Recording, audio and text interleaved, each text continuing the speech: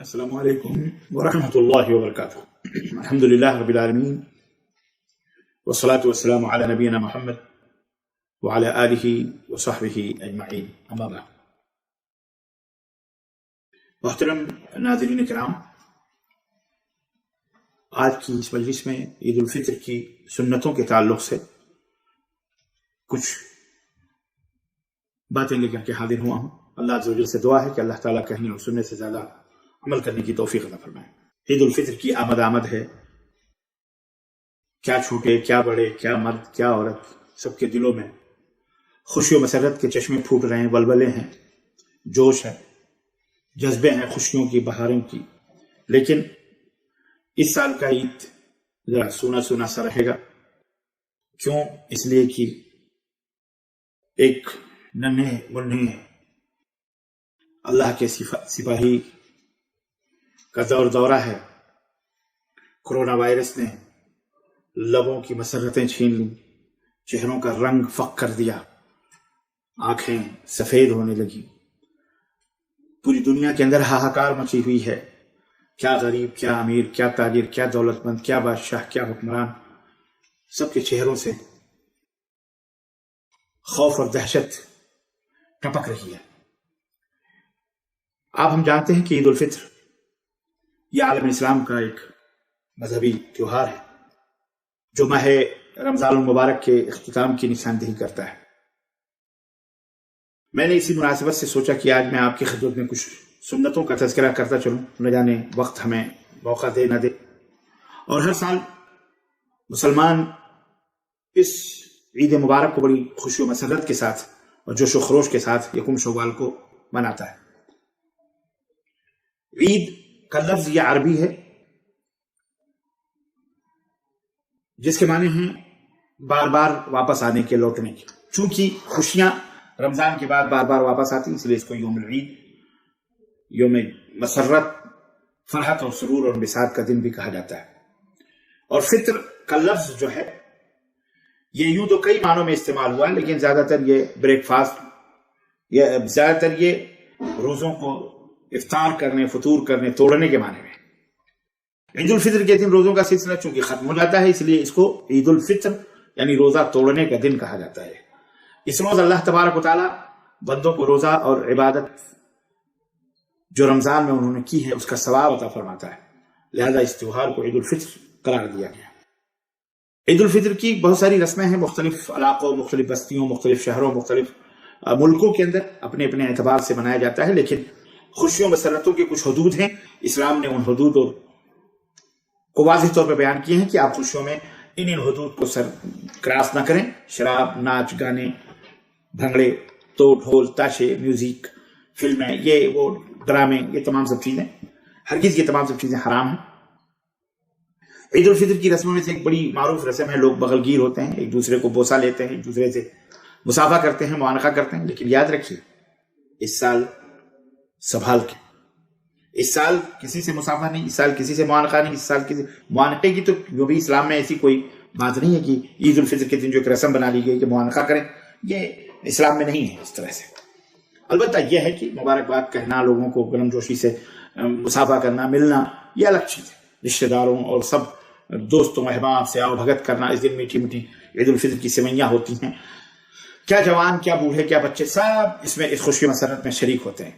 نئے نئے کپڑے زیب تن کیے جاتے ہیں، خوشبوئیں لگائی جاتی ہیں، آنکھوں میں سرمے لگائے جاتے ہیں، بہترین ٹوپیاں، نئے جوتے، نئے ساکس، نئے کپڑے، نئے توپ، نئے پینٹ شرٹ، یعنی جس کو اللہ تعالیٰ نے جو میسر کیا ہے وہ تمام سب چیزیں۔ جگہ جگہ دکانیں لگتی ہیں، لوگ میلے ٹھیلے بھی لگتے ہیں، لوگ خریداری بھی کرتے ہیں، بچے اپنا خوشی و مسرت سے کھیلتے ہیں، کودتے ہیں، مختلف قسم کے کھیل اور مختلف قسم کی بہرحال چیزیں ہوتی ہیں۔ لیکن ایک بات یاد رہے کہ یقیناً یہ تمام سب ہماری ثقافت اور ہمارے کلچر کی عکاس ضرور ہیں، لیکن حرام چیزوں سے بچیں، کیونکہ امن اور سکون عید کے اندر کوئی دھمال نہیں، عید کے اندر کوئی بھنگڑا نہیں، عید کے اندر کوئی ایسی چیز نہیں جو شرعاً خلاف ہو، جیسے دوسری قوموں کے اندر نعوذ باللہ پایا جاتا ہے۔ ہمارے نبی صلی اللہ علیہ وسلم نے اس موقع پر کیا کرتے تھے، ان کا آپ کا کردار کیا تھا، اس کی کچھ سنتیں میں آپ حضرات کی خدمت میں رکھتا چلوں تاکہ آپ کے ذہن میں رہیں۔ خوشی و مسرت کے موقع پر ہمیں سب سے زیادہ جس کو یاد کرنا ہے وہ ہمارا خالق کائنات ہے، ہم سب کا پیدا کرنے والا مالک و مولا ارحم الراحمین ہے۔ لتکبروا اللہ علی ما ہداکم، یہ دن اللہ کی تکبیر کے بلند کرنے کا ہے، کہ اللہ نے ہمیں ہدایت دی اپنی طرف۔ تو عید الفطر کی سنتیں سب سے پہلی تو یہ ہے کہ عید کا چاند دیکھنے کے بعد میں وہیں سے تکبیرات شروع کر دینا چاہیے۔ تکبیرات عید یعنی جس کو کہتے ہیں اللہ اکبر لا الہ الا اللہ واللہ اکبر وللہ الحمد۔ اسی طرح نماز عید الفطر سے پہلے، عیدگاہ جانے سے پہلے صدقہ فطر ادا کر دینا چاہیے۔ اور صدقہ الفطر کے بارے میں نے بتایا ہے کہ غلہ کھانے پینے کے جو آپ کھاتے ہیں وہ غریب و مسکینوں کو آپ عید کے دن بھی پہنچا سکتے ہیں، عید کی نماز سے پہلے پہنچا دیں، اور اس کے 2-3 دن پہلے بھی غریب و مسکینوں کا غلہ پہنچا سکتے ہیں۔ یاد رکھیے، جو شخص، بعض اہل علم یہ کہتے ہیں، اکثر جمہور علماء کا یہ فیصلہ ہے کہ اگر کوئی شخص پیسے سے پیسہ صدقہ فطر میں ادا کرتا ہے تو اس کا صدقہ فطر ادا نہیں ہوگا، اسے چاہیے کہ وہ غلہ ہی دے۔ اسی طرح عید کے دن اچھے لباس پہننا، اچھے سے مراد یہ نہیں کہ نئے ہی ہوں، کوئی بھی صاف ستھرے کپڑے اچھے پہننا، نیا ہو تو الحمدللہ، غسل کرنا، مسواک کرنا اور اچھے لباس پہننا، خوشبو لگانا، عید الفطر جانے سے پہلے، نماز جانے سے پہلے تاخ کھجورے یا کوئی میٹھی چیز کھا کے جانا۔ اسی طرح نماز عید الفطر کے لیے عیدگاہ جانا، اسی طرح سے عیدگاہ پیدل جانا، لیکن اگر دور ہے تو سواری سے، گاڑی سے، موٹر سے جا سکتے ہیں۔ اپنے دوست احباب کو لے کر کے ساتھ میں عیدگاہ جانا، اپنے گھر والوں کو لے کر کے جانا، گھر سے عیدگاہ جانے تک تکبیرات کہنا، جب جائیں تو تکبیرات کہنا، اللہ اکبر لا الہ الا اللہ اللہ اکبر وللہ الحمد۔ اسی طرح نماز عید الفطر کے لیے ایک راستے سے جانا اور دوسرے راستے سے واپس آنا، اسی راستے سے واپس آنا، یہ سنت ہے، کوئی فرض اور واجب نہیں ہے، اگر مجبوری ہے تو بات الگ ہے۔ اسی طرح عید الفطر کی مبارکباد دینا لوگوں کو، تقبل اللہ منا ومنکم، تقبل اللہ منا ومنکم، اللہ تمہاری طرف سے بھی اور ہماری طرف سے بھی اس کو قبول فرمائے۔ عزیزان گرامی، یہ خوشیوں کا دن ہوتا ہے، یہ خوشیوں کا دن ہے، اس دن روزہ رکھنا حرام ہے، اس دن روزہ رکھنا منع ہے، اور یہ دن کھانے پینے اور اللہ کی بزرگی اور بڑائی بیان کرنے کا، خوشی کے اظہار کے لیے چاند رات ہی سے مساجد اور بازاروں اور گلیوں اور کوچوں کے اندر تکبیرات جو ہے مسلمان شروع کر دیتے ہیں، جو ایک شعار ہے اسلام کا۔ اور نماز عید سے پہلے، جیسا کہ میں نے بتایا، فطرانہ ادا کر دینا، غلاموں کے، نوکروں اور گھر والے، بچے چھوٹے، سب کی طرف سے ادا کرنا ہے۔ ایون اگر آپ کے گھر مہمان آیا ہے تو مہمان کی طرف سے بھی آپ کو ادا کرنا چاہیے۔ کیوں؟ اس لیے کہ اللہ کے رسول صلی اللہ علیہ وسلم نے فرمایا کہ صدقہ فطر طعمۃ للمساکین، غریب اور مسکینوں کے کھانے کا دن ہے اور تمہارے روزوں کی پاکی اور صفائی کا دن ہے۔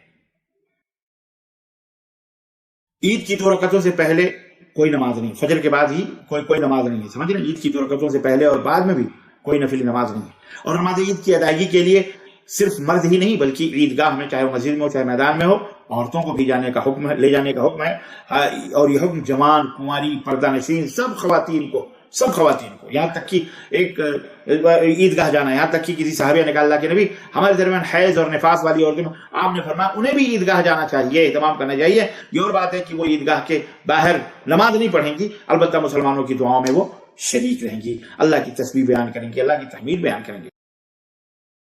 اور اگر کسی وجہ سے نماز عید چھوٹ جائے تو اپنے گھروں میں بچوں کو لے کر کے 2 رکعت نماز اسی تکبیرات، جیسا کہ ہم نے آپ کو بتائی ہیں، یہ تکبیرات کا عید کی نماز پڑھنے کا طریقہ بتلایا ہے، اسی حساب سے ادا کر لیں۔